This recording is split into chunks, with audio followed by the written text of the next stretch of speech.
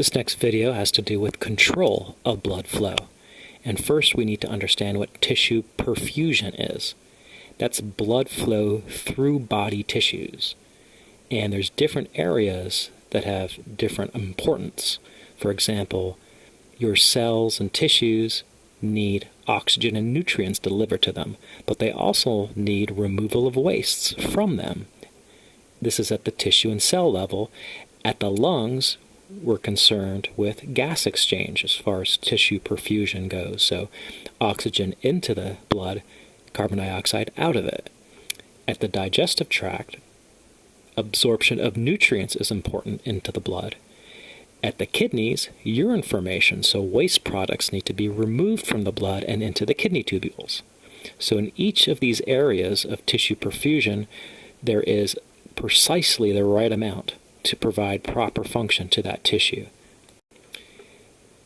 Now, the rate of blood flow in all of those different areas is controlled extrinsically and intrinsically, meaning intrinsically in that specific area or by outside controls not in that specific area of the body where tissue perfusion is taking place.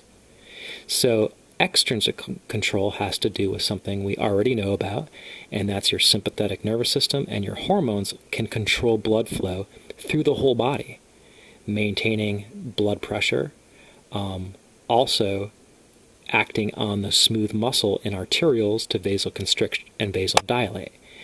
That's extrinsic control and happens in general throughout the body. Intrinsic control is self-regulation or auto-regulation, with local control of blood flow. So blood flow is adjusted in that specific area for that specific tissue's needs. For example, the kidneys can control their own tissue perfusion. The lungs can control their own tissue perfusion. So they act automatically on smooth muscles of arterioles that feed themselves. They're direct the tissue of blood flow where it's needed the most. So to summarize, intrinsic control is controlled within the tissue or organ itself. It uses paracrines. Remember, those are like hormones that act on nearby tissue, also known as autoregulation or local control. Extrinsic control is nerves or hormones. So think of the sympathetic nervous system, think of epinephrine or norepinephrine to have an effect on vasoconstriction or dilation. Both mechanisms can occur at the same time for stroke volume in the heart, that was last chapter, arterial diameter, which is this chapter, glomerular filtration, we'll see that near the end of this course. And both intrinsic and extrinsic systems may work together. So think of an example here during exercise. When you're resting, skeletal muscles get 20% of the blood of the body at one time, but during exercise they can receive as much as 70% or even more of the blood. So what are the intrinsic controls? Well, the skeletal muscle arterioles dilate, increasing blood flow to the muscle. And most of increased of your cardiac output goes to the skeletal muscle. And extrinsic control is that, well, blood flow to other organs like the kidneys or digestive organs are decreased. Mean arterial pressure, your blood pressure, is maintained throughout your body, despite more blood being shunted to skeletal muscle arterioles than to other parts of the body. So intrinsic regulation we can also call autoregulation, because local conditions regulate flow to that area, modifying the diameter of the local arterioles, feeding that area. Reactive hyperemia is increased blood flow to an area after it's been blocked due to intrinsic factors. Now there's two types of intrinsic mechanisms for autoregulation. That's metabolic and myogenic, and that's our next job. So metabolic control is increase in tissue metabolic activities.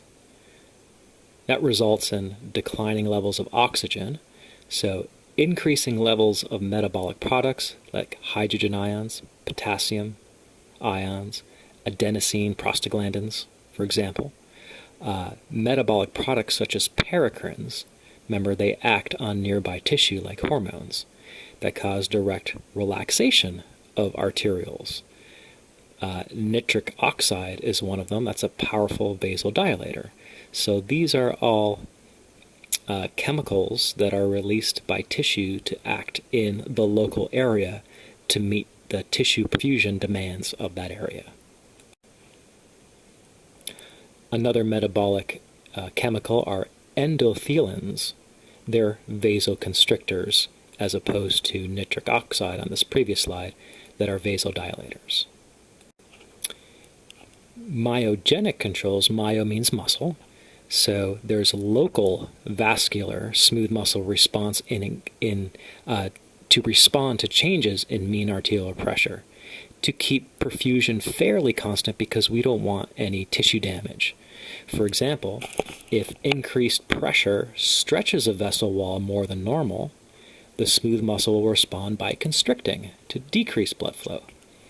Alternately, if the blood pressure decreases, so there's less stretch than normal, well, the smooth muscle will respond by dilating it, causing increased blood flow to tissue. So this almost reflex response in a local area, this intrinsic regulation, is another example, or is the example of myogenic control. Then long-term autoregulation will occur if these short-term regulation methods cannot meet the needs of the tissue. And that takes a while. It'll take weeks or months to increase blood supply. So what happens if a tissue is not getting enough blood supply with short-term regulation over time, weeks or months, the blood vessels will begin to enlarge and new blood vessels will be created. Angiogenesis, angio is vessels, genesis is forming or making, is the term to create new blood vessels. This is common in the heart when the coronary vessels are occluded, or throughout the body, even at high altitude where more blood is needed to the tissues because the air is thinner. So a nice summary chart with intrinsic and extrinsic controls. Intrinsic in green, or autoregulation, can be metabolic or myogenic as well. Metabolic vasodilators, myogenic or metabolic vasoconstrictors.